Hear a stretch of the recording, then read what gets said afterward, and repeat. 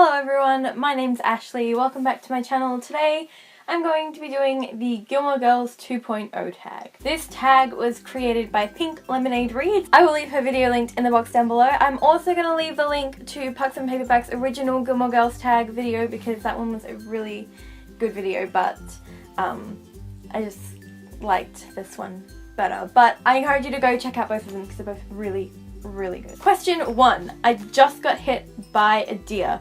A character who is having the worst day ever. And I think this one has to go to Mark Watney from The Martian. This book starts off with him having a fairly terrible day, and it doesn't get better for him from there. He has a lot of really bad days. Stars Hollow, a wildly eccentric cast. I'm going to go with the ensemble from Magnus Chase, The Sword of Summer by Rick Riordan.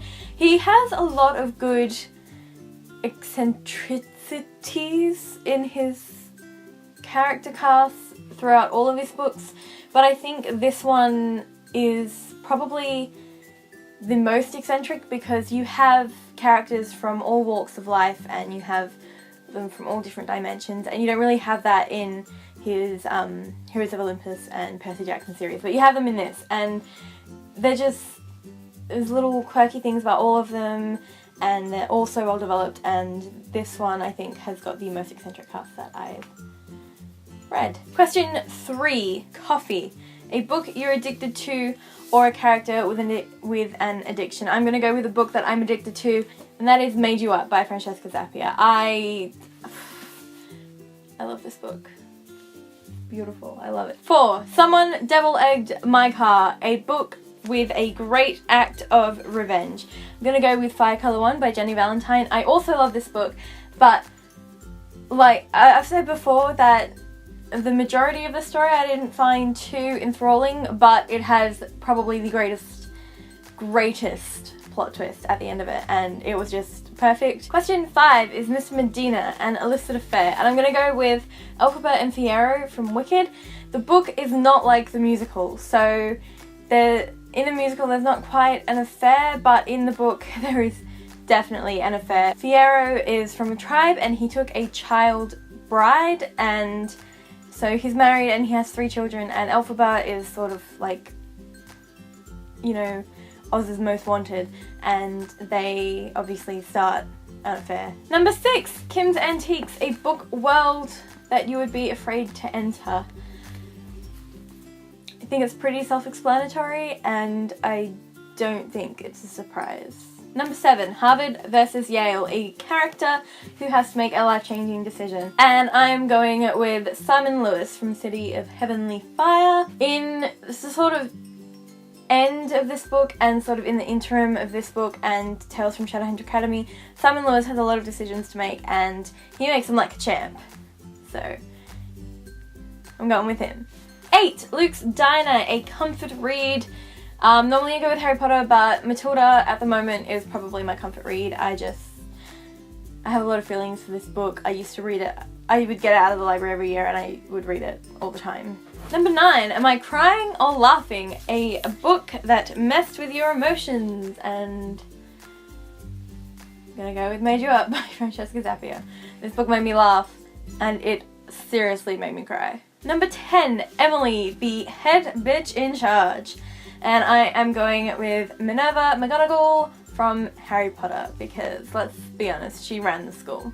She really did. Number 11, Lorelai and Rory, your favourite family dynamic, and I am going with Simon vs. the Homo Sapiens Agenda by Becky Albertalli, and in particular the Spears family in this, Simon's family. I was reading it and I was like, that is something my family would do. So yeah, I really enjoyed the family relationship. I liked how a lot of YA books the parents are kind of absent, but I liked that in this one they had a really strong role in the story. This next book is in my unhaul pile, so I'm going to have a look for it so I can show you. Oh, because I haven't actually unhauled the books yet. Is that The Hobbit? That is The Hobbit. Whew. All these books that I forgot I was getting rid of. I should do an unhaul video. Yeah. Ugh. Where is it? It's like the worst book that I have ever read. I didn't even finish reading it, it's that bad. Not that one. Not that one. No, no. There it is, right at the bottom, where it should be. 12. I Pushed Him in the Lake. A book that you wish you could throw in the lake. If you've been on my channel for a while, this is not going to be surprising to you. I freaking hated everything about this book. And I read... How much did I read? I did dog ear it. I read 77 pages and I hated it. I don't think I've ever hated a book more. If I had a lake, I probably already would have thrown it in. 13. 1000 Yellow Daisies, your favourite romance. And I'm gonna have to go with Jack and Beatrix from Night Owls, which I read very recently. This month, I believe. Was it last month? I can't remember.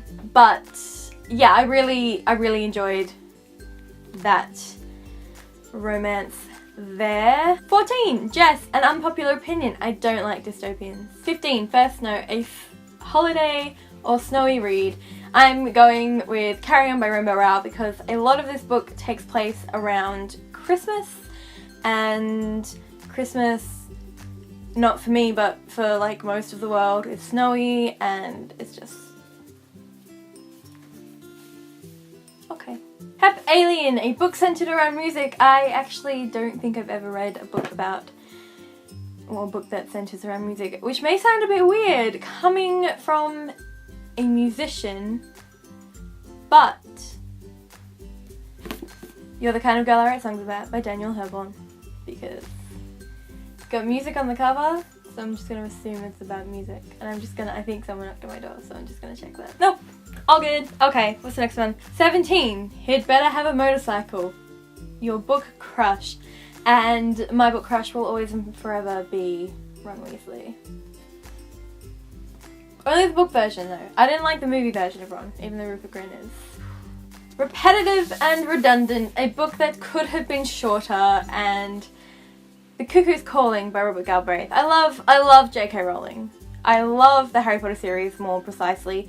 The Casual Vacancy I never actually finished, but I did like The Cuckoo's Calling, but I just feel like there was a lot of repeating the same sort of evidence from different people. Like, could we have had something else to talk about? I didn't, yeah, I pretty much went on 2 times to finish listening to this. I couldn't even read it. So, there's that. 19, Kirk, the weirdest book you've ever read. And while I love Kirk, he's weird in a good way. The weirdest book I've ever read was weird in a bad way, and that is Magonia by Maria Devana Headley. It got really weird, really fast, and I did not like it. And number 20, It's a Lifestyle, It's a Religion, the one book that means more to you than any other. And I'm gonna go with Matilda for this one, because when I was growing up, I kind of saw myself in it, a girl who liked to read amongst people that didn't like to read.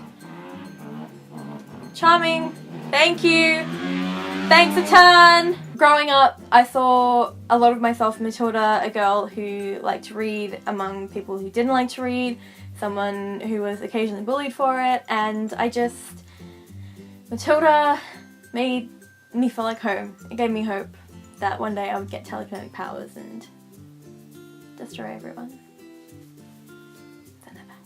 So that is the Gilmore Girls 2.0 tag. I hope you liked this video. Like and comment and subscribe if you did. I am not going to tag anyone because I don't know who likes Gilmore Girls except for Alyssa. But yeah, I don't know. I don't know where I was going with that. I hope you have a wonderful day, and I'll see you next time. Bye!